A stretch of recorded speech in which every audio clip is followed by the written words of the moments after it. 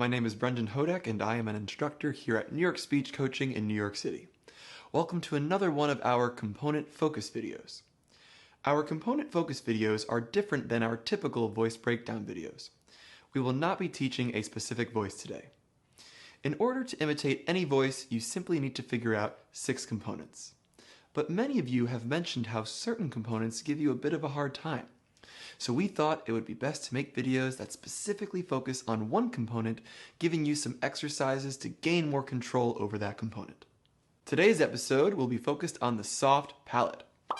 The soft palate is that mushy feeling place at the back of your mouth.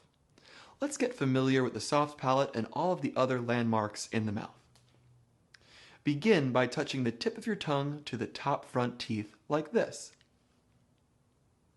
Then, we are going to slide the tongue backwards slowly, always maintaining contact with the top of the mouth. The first things you feel, as we said, are the front teeth.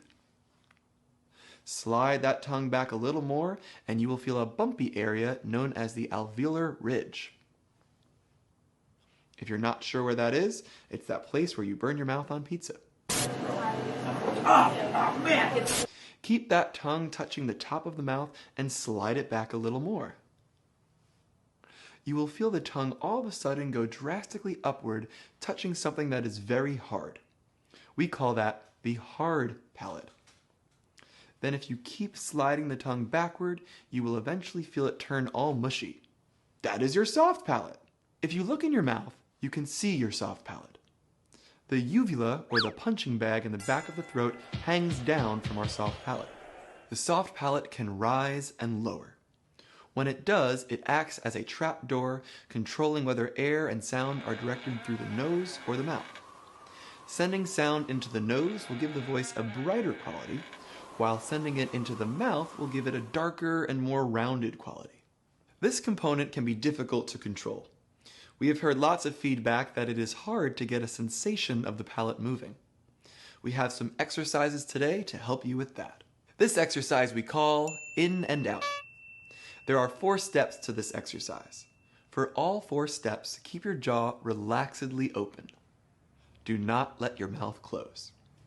Step 1, with your jaw relaxedly open, breathe in through your mouth and out through your mouth.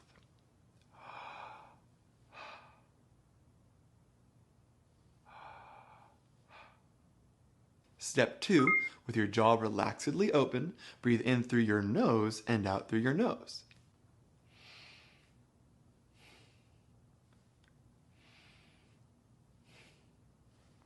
Step 3, again with your jaw relaxedly open, breathe in through your nose, but then out through your mouth.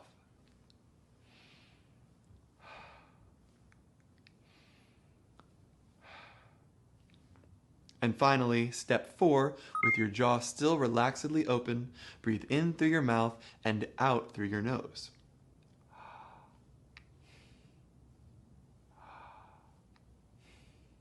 After this, you can repeat this process, but on the exhale, make sound. Ha, ha, These are all of the different combinations of the ways you can breathe.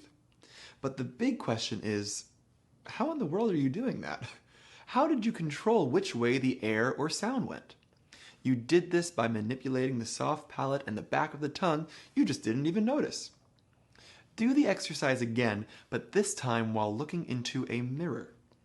You will see when breathing through the mouth how the soft palate naturally goes upward and the back of the tongue lowers. This blocks air or sound from going into the nose. Then, as you breathe through the nose, you will see how the soft palate lowers and touches the back of the tongue, forming a blockade so that air or sound cannot go through the mouth but is forced to go into the nose. Practice this exercise and start to become mindful of what muscles you feel activating as you do this. Your entire life you have done this passively, but as you focus, you will be able to get a sense of the muscles that are at work. Exercise number 2 is the ah. Our last exercise taught you how to manipulate the soft palate, but it pretty much only told you how to put it all the way up or all the way down. For many of our voices, you have heard me give you percentages of nasal resonance, lowered soft palate, versus oral resonance, raised soft palate. We need to learn how to gradually move between complete nasal and oral resonance so that we can fine-tune this and create the brightness or darkness we are looking for. Bring in the ah exercise. Start out on the NG sound. Let's be clear that NG is not N, N, or G, G, but is its own sound, NG, or mm. You made this sound before when you were exhaling through the nose and making sound. If you can't find it, simply say the word sing and hold out the last sound. Sing. Make sure the front tip of your tongue is downward and not upward, but that the back of your tongue is upward, touching the soft palate. Mm. Mm. Then try to very slowly transition from the sound to the ah sound. If you do it too quickly, you will hear the tongue and soft palate moving away from each other, causing a little click, pop, or abrupt transition. Nga, nga, nga. That popping sound is your indicator that you are not going gradually enough. The goal is to be able to go back and forth between and ah without hearing any abrupt transitions.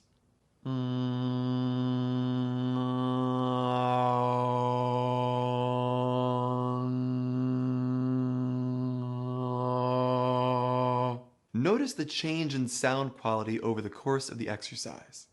The only change physically is the coordination of the soft palate and the back of the tongue. Exercise number 3 we call speaking through the nose. As a matter of habit, we tend to make our sounds with a certain amount of nasal resonance. There are 3 sounds in English that have their sound 100% in the nose. These are the M, N, N, and NG, sounds. But for the rest of our sounds, we send them primarily through the mouth with some nasal resonance at times. Thus, it can be tricky to add some nasal resonance to specific sounds while doing one of our voices. The best way to do this is to first learn how to speak entirely through the nose, not allowing any sound to go through the mouth. That sounds like this.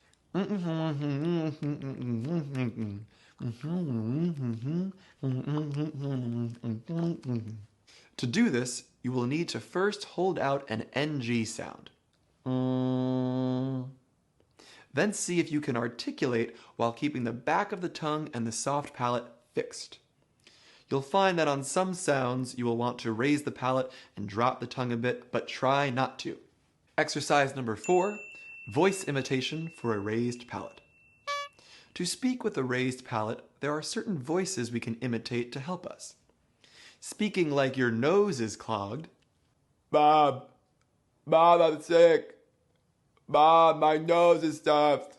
Will give you a mouth-only sound. If you think about when you are sick, your nose is full of junk. Therefore, sound cannot resonate in the nasal cavity. Also, doing a stereotypical opera voice can help to raise the palate.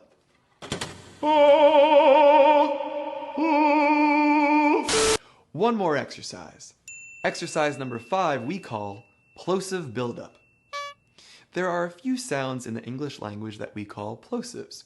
These are p, b, t, d, k, and g. In order to make these sounds, air pressure needs to build up and then explode. In order to get that air pressure to build up, however, the soft palate has to raise up all the way. If that soft palate did not raise up, sound or air could escape through the nose, and we wouldn't be able to make these sounds.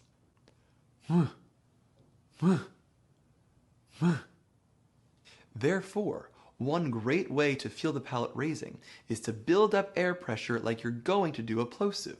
Let's use the sound B, for example. And as you build up that air pressure beforehand, you'll actually feel your palate go up. B. B. If you don't release the explosion, you'll feel the palate raise up and then drop back down.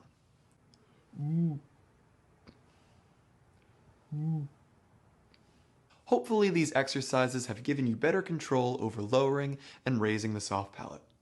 Use a mirror often to see if you can see the palette moving. Raising your eyebrows or doing a gasp like you are scared will help to cause the palette to move, and you'll be able to see this in your reflection.